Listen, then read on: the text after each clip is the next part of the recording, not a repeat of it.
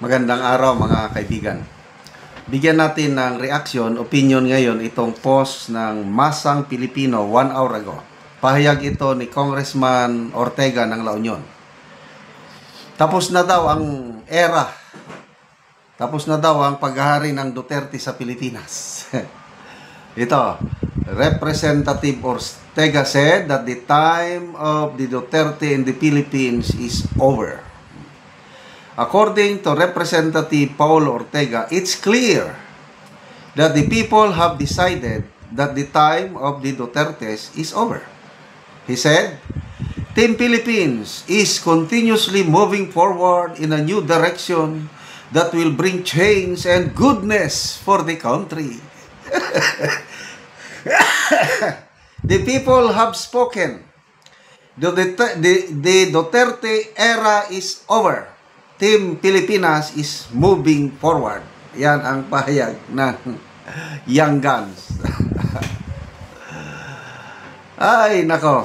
Tingnan natin. Mr. Ortega. Honorable Ortega pala. Mga honorable ko no eh. People who reacted.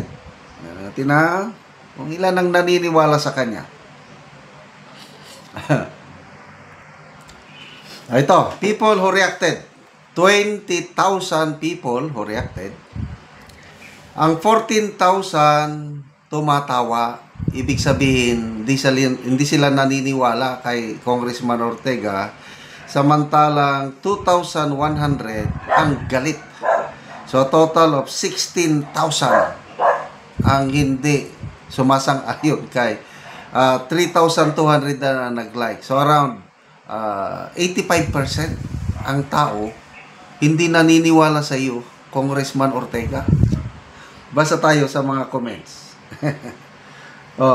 MJ Delica Barberan, my 2 middle fingers for you. Medyo masama.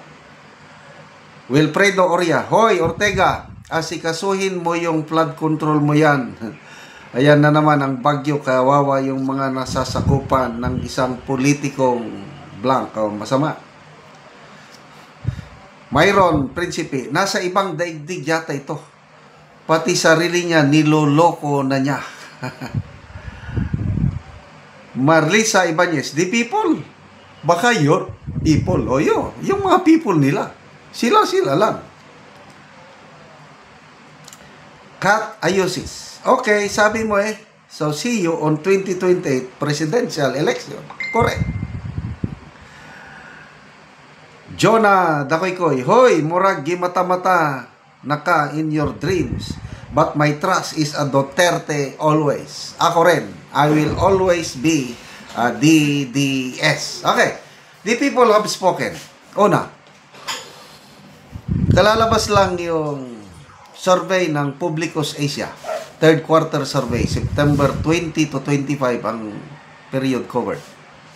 Sino ang most trusted government official among the top 5 government officials? Si BP Sara. Alam, ang kanyang approval rating is 36% approval compared kay President Marcos 24% lang.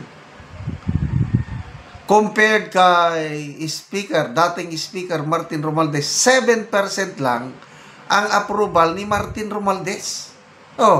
Ano yung people have spoken? Duterte's era forever. Most approved government official, si BP Sara. Sa trust rating naman, si BP Sara, most trusted, 32%. Compared kay PBBM, only 17%. Lalo na kay Martin Romualdez, nga amo ninyo dyan sa kamera, only 5%.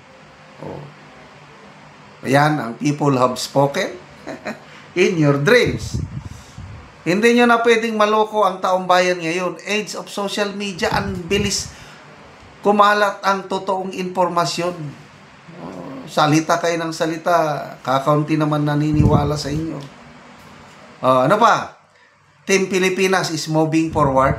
Oy, pakinggan mo si Mr. Manny V. Pangilinan. Ano sabi niya? Delikado ang ekonomiya ng bansa. pag hindi maagapan kaagad, masolusyonan ang issue sa korupsyon. That's from Mr. Manny B. Pangilinan. Alam nyo ba yun, Mr. Honorable Paulo Ortega? Moving forward, peace and prosperity.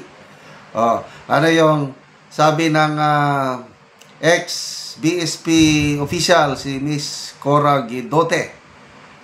From December of 2024 up to October 9, 2025, 5 trillion pesos ang nalagas, nawala sa stock market. Bumulusok ang stock market. Ganon din yung sinasabi ng SEC chairman na although nag-sorry, kailang napilitan lang siguro. 1.7 trillion nawala in just 3 weeks. So halos parehas yung sinasabi. Bangko Sentral ng Pilipinas, Honorable Ortega,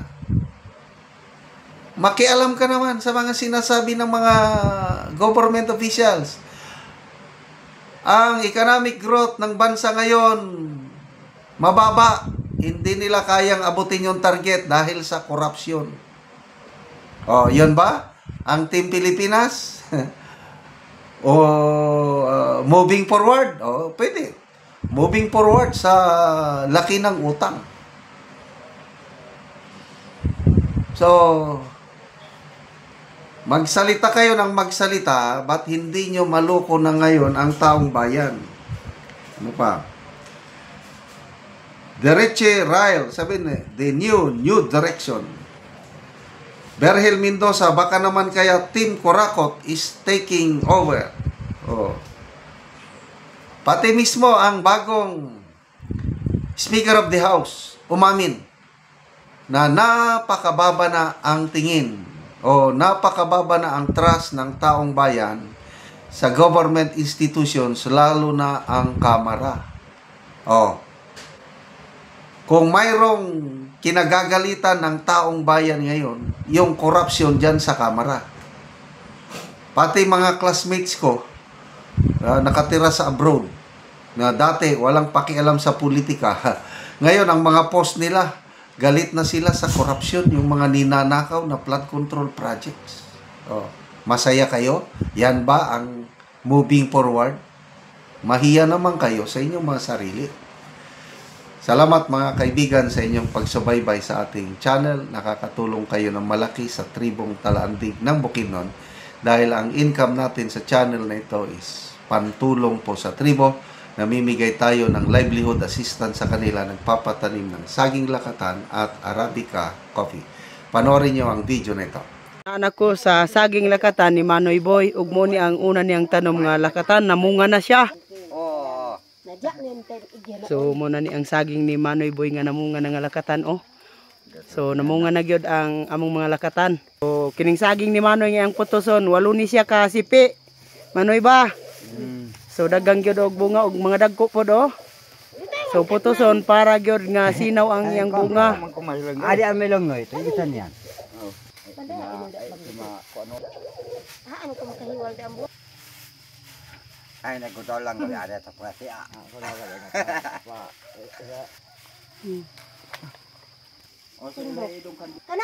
So human na gyud sa pagputos. Pagyud kayo sa Ginoo nga nangunod ng akong saging. Sige. Ug karon mo na ni ang saging lakatan ni Manoy Iking nga namunga na. So sunod-sunod na gyud ni ang pagpamunga sa among lakatan.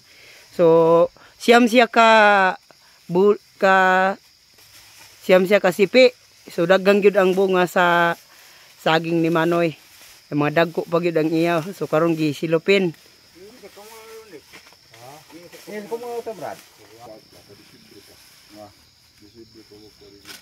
Mauna ay may sumat sa Ginoo sa pagsuporta sa among pagtanom, ingon man sa nagatan sa YouTube, ang nangunod ang among saging. Salamat pod. Salamat kaayo. Karon maupod ni ang among saging lakatan nga una namong tanom. Nga kadtong wala gina abunuan na pa namunga, mo na ni siya. So harbisono na gyud ni siya. So mauna pod ni ang namunga nga among saging lakatan. So kining among saging lakatan, kuan na siya kasipi. Kana siya 7. Ning una na nga namunga nga among saging, kuan ni siya kasipi, 7 gyapon. Salamat kayo sa Ginoo og sa nagatan-aw sa YouTube, sa pagsuporta sa among pagpananom.